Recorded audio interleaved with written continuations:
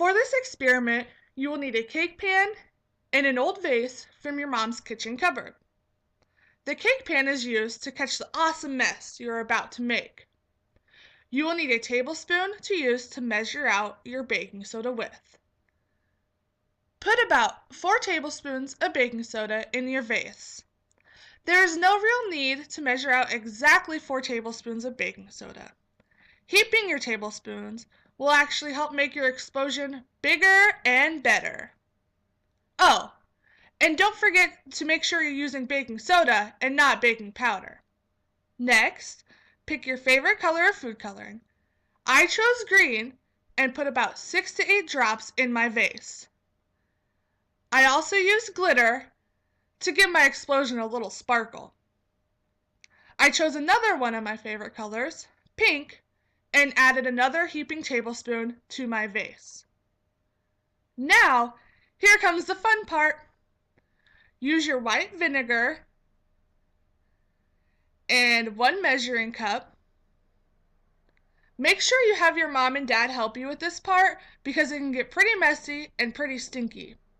Fill up your measuring cup with your vinegar and pour it in the vase and let the magic begin.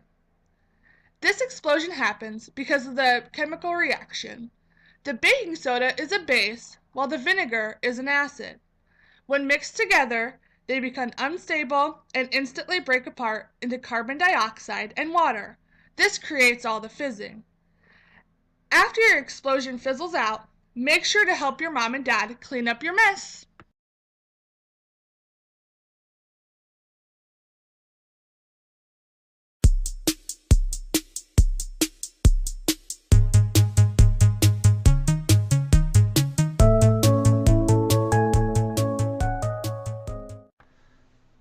For this experiment, you will need to place your mason jar on a flat surface, like your kitchen table or your counter.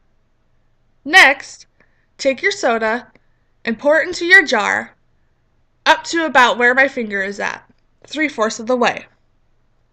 Then, take your box of raisins, open them, and pour about 6 to 8 into your soda.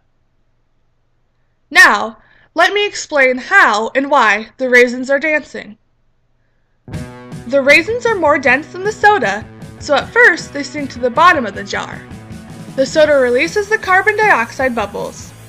When these bubbles stick to the raisins, they lift because of the increase in buoyancy. When the raisins reach the surface, the bubbles pop and the carbon dioxide escapes into the air. This causes the raisins to lose buoyancy and sink. The rising and sinking continues until the soda loses carbon dioxide and goes flat. Now, we'll do the same experiment that we just did, but this time we'll just use plain tap water. Fill your jar up about 3/4 of the way with your tap water, just like you did with your soda. Next, take your raisins and pour about 6 to 8 in the water and watch. The raisins do not dance because the water does not contain carbon dioxide like the soda did.